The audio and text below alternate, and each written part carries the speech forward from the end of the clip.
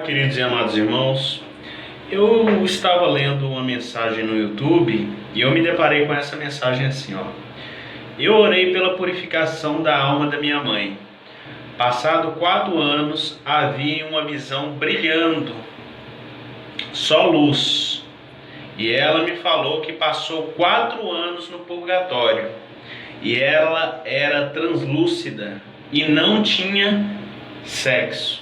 Então esse rapaz, ele está dizendo que orou pela purificação da alma da mãe dele, porque segundo ele, ela estava no purgatório, né? Porque segundo a teologia católica, as pessoas que estão no purgatório, elas estão o quê? Sendo purificadas pelas pessoas que estão intercedendo por elas aqui na terra relativo à salvação. E como eu já falei no outro vídeo, a Bíblia diz lá em 1 Timóteo capítulo de número 2, verso 5, que há um só Deus e um só mediador entre Deus e os homens, Cristo Jesus homem.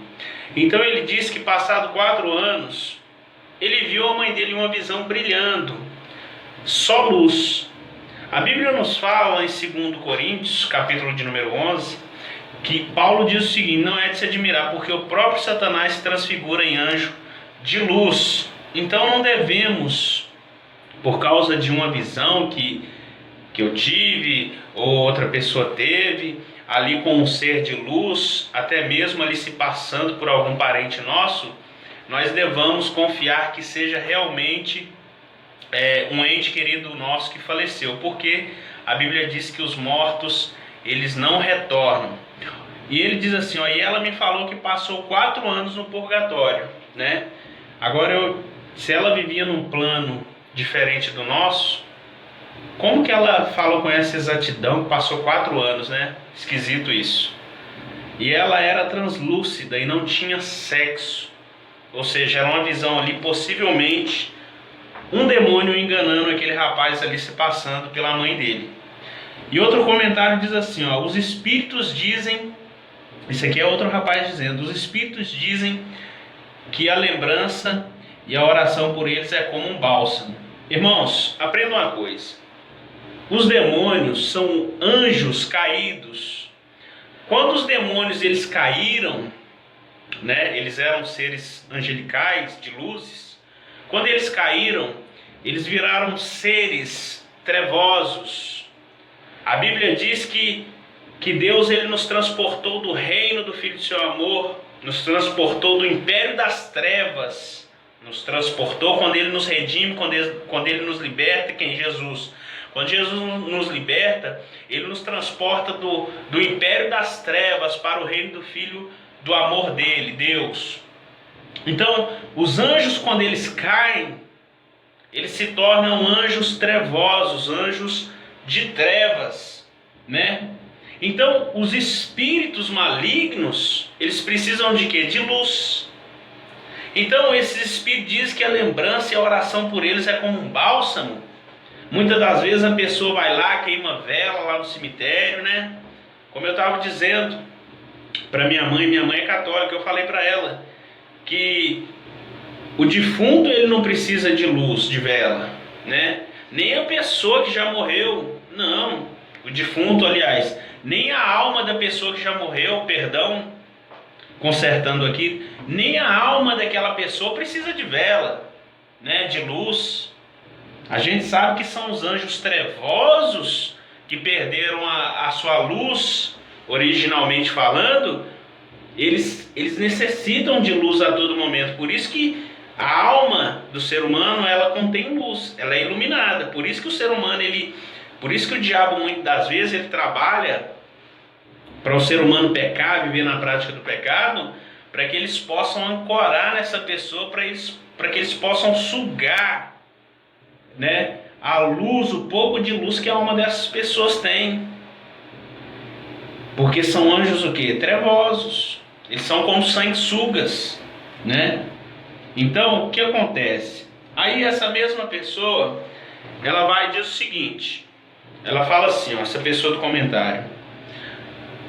Alguém faz um comentário e diz que Davi ele jejuou pelo seu filho, a sua criancinha que ele teve com Betseba quando ela estava viva. Ele jejuou, ele orou. ele nem comeu pão, mas quando a criança morre, aí ele para o jejum, ele para a oração e vai adorar a Deus e vai comer pão. Aí alguém fala assim, os conselheiros dele, os anciãos, não entenderam. Ah, Davi, agora você vai comer pão, agora você tomou banho, você foi adorar a Deus. Aí Davi fala, enquanto a criança estava viva, eu orei, eu jejuei para ver se Deus, ele sarava ela, para ver se Deus ia sarar a criança, para ver se Deus ia manter aquela criança com vida. Mas depois de morta, Davi ele diz, não, agora já não tem mais jeito, porque ela já está morta.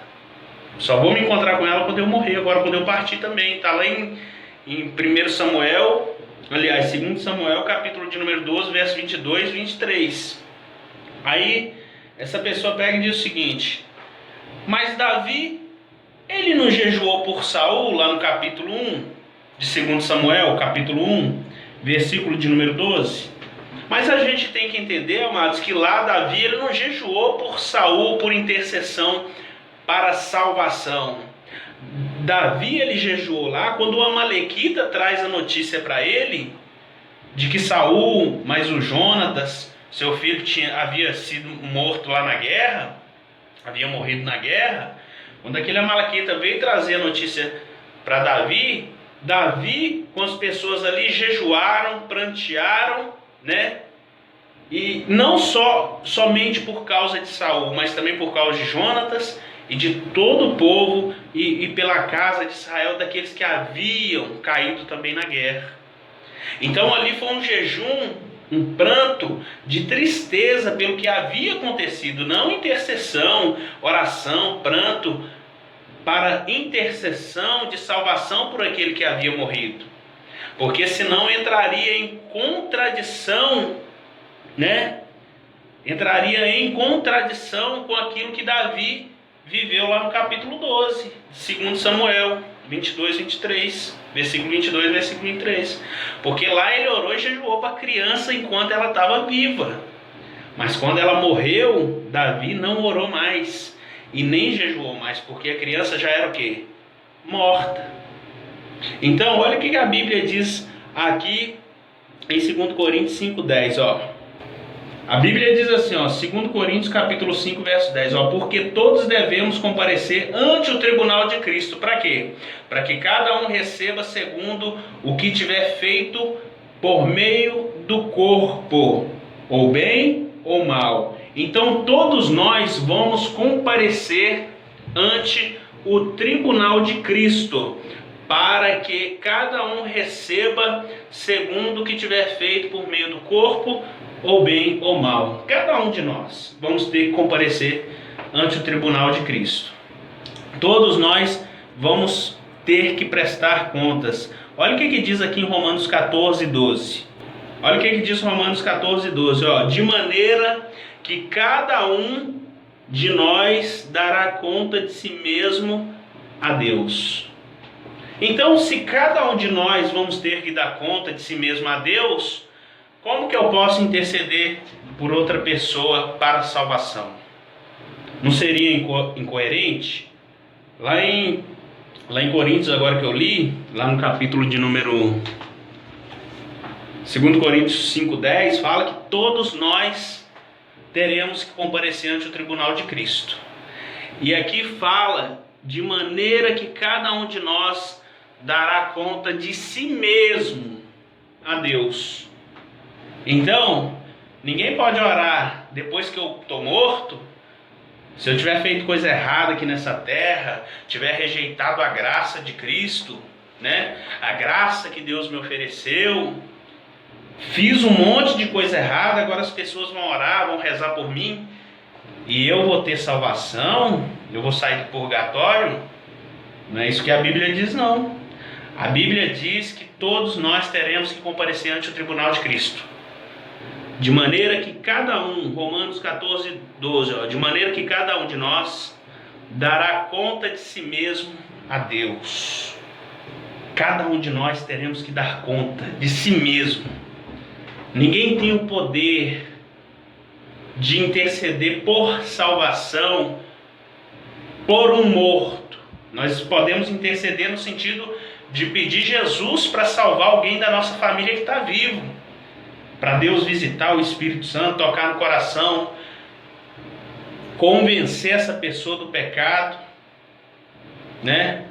Para que da mesma forma que o Espírito Santo tocou em nós, abriu a nossa mente, abriu o nosso coração para a revelação de Cristo, abriu o coração do nosso parente, mas depois de morto não tem mais jeito não, meu irmão.